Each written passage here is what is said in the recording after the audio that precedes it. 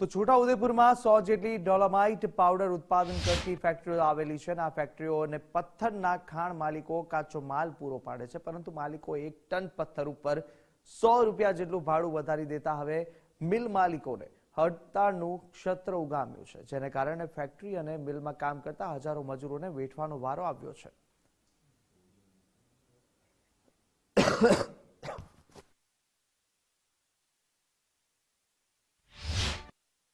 અહીંયા 300-200 માણે કામ કરે છે. નાના મોટા બધા ગરીબ જ કામ કરે છે, કોઈ મોટો કામ કરતા નહીં. એની મંજૂરી અમારે કઈ જવાનું મળે? હવે ખેતી નહીં, કઈ નહીં, બરાબર. નાના મોટા સોરા અમારે 2-3 છે. હવે અમારો રોજગાર જ બંધ થઈ ગયો.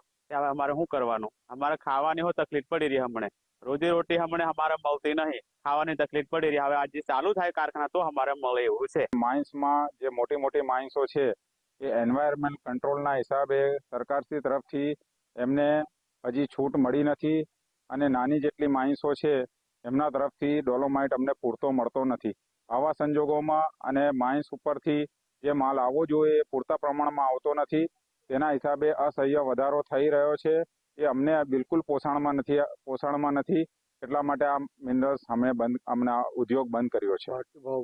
અને બહારથી જે બીજા રાજ્યો છે એ લોકોની મિનરલ્સ બેઝ પોલિસીના હિસાબથી રાજસ્થાન અને મધ્યપ્રદેશ અમારાથી સસ્તો માલ વેપારીઓને પૂરો પાડે છે, અને છોટાઉદેપુરમાં જે અમે લોકો જે કોસ્ટ કરે છે એમાં અમને મોંઘું પડે છે. એ હિસાબથી એ લોકો અમારો માલ હમણાં ખરીદ કરવા માટે આ અસહ્ય વધારો થયો છે, તો એ લોકો ખરીદ કરવાની ના પાડતા અમને આ હડતાલના માર્ગે, ગાંધી ચિંધા માર્ગે ઉતરવું પડે છે. માઇન્સમાં જે મોટી માઇન્સ છે જે એન્વાયરમેન્ટ ક્લિયરન્સના હિસાબે બંધ છે, તો એ માઇન્સો જો એનું નિરાકરણ લાવી સરકાર દ્વારા પ્રયત્ન કરે અને એનું નિરાકરણ લાવે અને એસીમાં માઇન્સ ક્લિયર કરે તો પ્રોડક્શન વધારે થાય, તો આ ભાવ વધારો છે એ ઓછો થઈ શકે. એનામાં પ્રોડક્શન વધે તો ઓછો થઈ શકે. કારણ અમને રાજસ્થાન અને મધ્યપ્રદેશ આ બેનું અમારે કોમ્પિટિશન છે.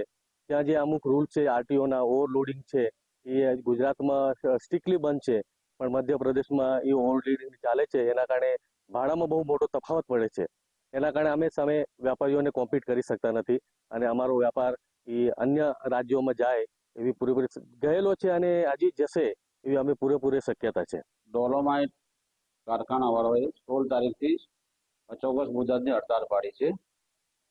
હવે એના અનુસંધાનમાં અમારે ટ્રાન્સપોર્ટ યુનિયન અને ટ્રક બધા બહુ તકલીફમાં પડી ગયા છે, કેમ કે હપ્તાઓ મોટા આવે છે, પ્રોડક્શન બંધ થઈ ગયું છે, અને આ લોકોને હડતાળ વહેલી તકે સમેટાઈ જાય એવી અમારી લાગણી માંગણી છે.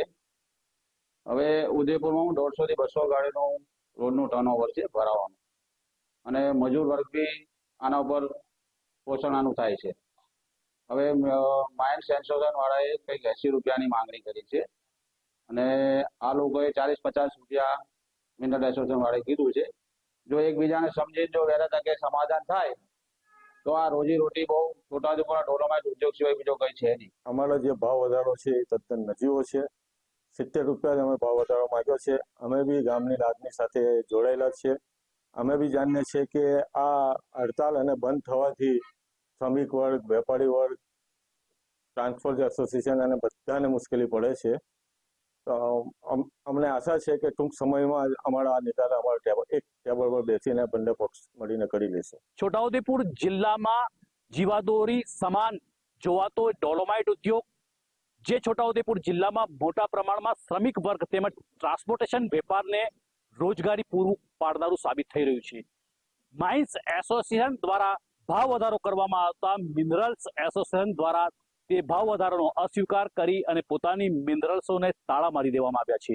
આપણે જે ઊભા છે જે છોટાઉદેપુર વિસ્તારમાં મોટા પ્રમાણમાં પથરાયેલા ડોલોમાઇટ ફેક્ટરીઓથી વિસ્તાર વનારમાં ઊભા છે, કે જ્યાં આ વિસ્તાર જે છે તે 24 કલાકમાંથી 12 કલાક કારખાનાઓના રણકારથી ગાજતો વિસ્તાર છે.